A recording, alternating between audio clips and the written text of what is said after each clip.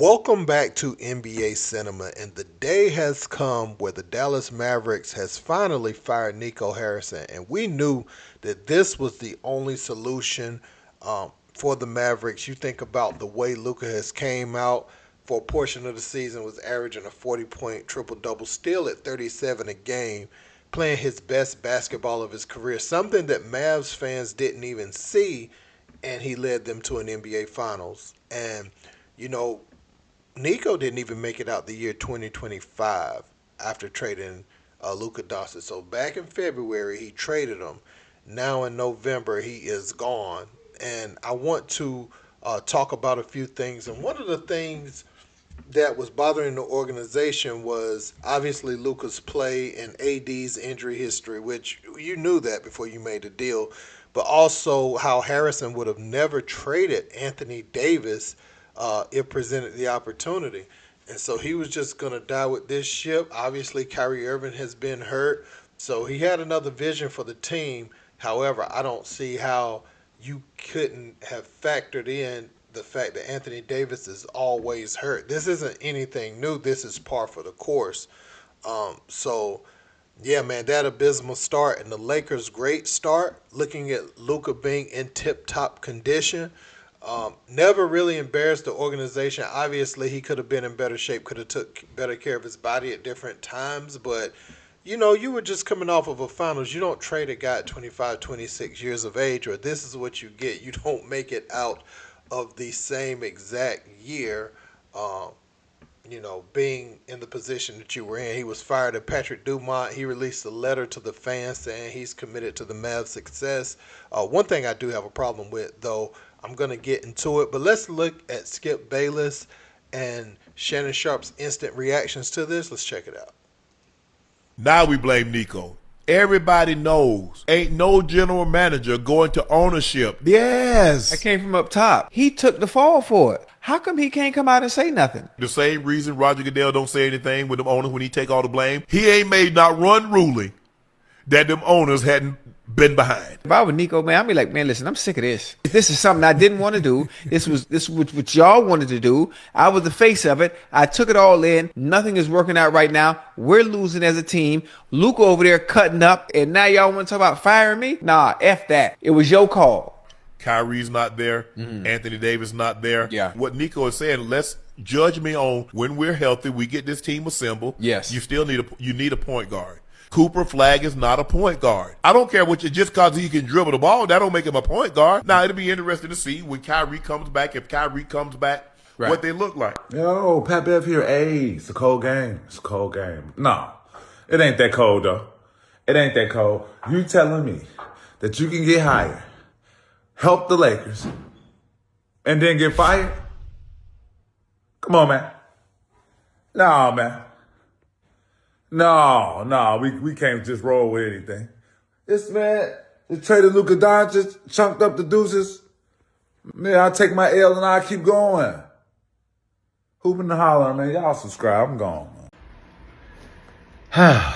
I'm here in Gil's Arena getting ready for the Arena Gridiron, the NFL show that we do at 2:30 to 4:30 Eastern time. You can find it on the Arena YouTube channel. But I'm sitting here in Gil's Arena media room. If you can see Gil's Media Center here. What better place for me to talk about the NBA bombshell that just dropped? Nico Harrison fired in Dallas. This is so dumb, so wrong, so ridiculously premature overreaction by this Dumont family that now owns and operates the Dallas Mavericks. Nico Harrison did not deserve to be fired. He deserved to be applauded for the team he has put together that hasn't quite taken shape. Yeah, they're 3-8 now. And Nico was there for the opener and he got booed, and he came out again last night and got booed in Dallas as they blew a late lead to the Milwaukee Bucks to fall to 3-8. What's the biggest reason they fell to 3-8? Well, there are two of them. Number one, Jason Kidd wrongly and dumbly tried to play Cooper Flag at point guard. He's not a point guard at 6'9", especially at age 18 as an NBA rookie, a baby rookie. That was a disaster. And then, yes, you're right. Anthony Davis, once again, has been hurt. He pulled a calf. He's missed 6 games. He wanted to play last night. They said, hold off, hang on, wait. Let's make sure you're right for the long stretch of the NBA season. And I'm going to remind you, even if you say he's always been hurt, Anthony Davis is a flat-out stud, difference maker, life changer. Luka was out for 4 games. They were carried by Austin Reeves. Go look at what Luka is doing. He's averaging 12 three-point attempts a game. A game that leads the NBA by far, because guess who's second? Steph Curry is second at 11 a game.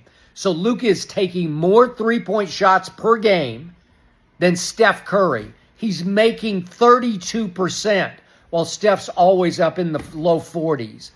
32% is pathetic, especially if you're taking 12 a game to lead the NBA. Do you love that, Dallas Maverick fans? Did you watch what happened to the Lakers in the playoffs last year? Because I sure did. Now, as dumb as Nico's move may have been, I'm going to always die on this particular hill where I say that the people above him signed off on this. They could have laughed him out the room and fired him for suggesting something that stupid if they cared that much. See, Nico didn't have absolute power. That was his idea, and he could explore that idea only with the blessing of the people above him to go and start interacting with Rob Pelinka on this historic deal that was made. So for him to get all the blame, I think the culpability should be shared amongst all the front office of the Dallas Mavericks. Anybody who has a position over Nico Harrison should be taking the brunt of this as well. Because you could have said, no, we're never trading Luka. We'll get rid of you before we trade Luka Doncic, and that would have been the end of it. So this idea that Nico just did it, I just wish that would go away. Albeit, it was even a dumb thing to think about at the time.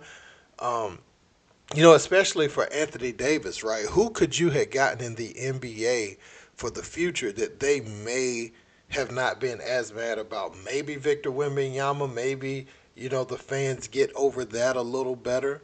But, it's hard to sell trading Luka Doncic for anybody coming off of an NBA Finals appearance, because you feel like that's the beginning or potentially the beginning of something special, right? You have this player that has grown up right in front of your eyes, and now he's reaching the NBA Finals. The next step was for him to get in better shape. Obviously, there were some conflicting things behind the scenes, but you cannot, in good faith, trade Luka Doncic or think that it's a good idea to part ways with a talent like that, who you've built the team around, who's been nothing but great to the fans. The fans embrace him in his 20s. Now, if Luka Doncic was 32, 33 years of age and he was still not being in shape and was putting up stats, hey, have at it. But in his 20s, whoo, I don't know, man.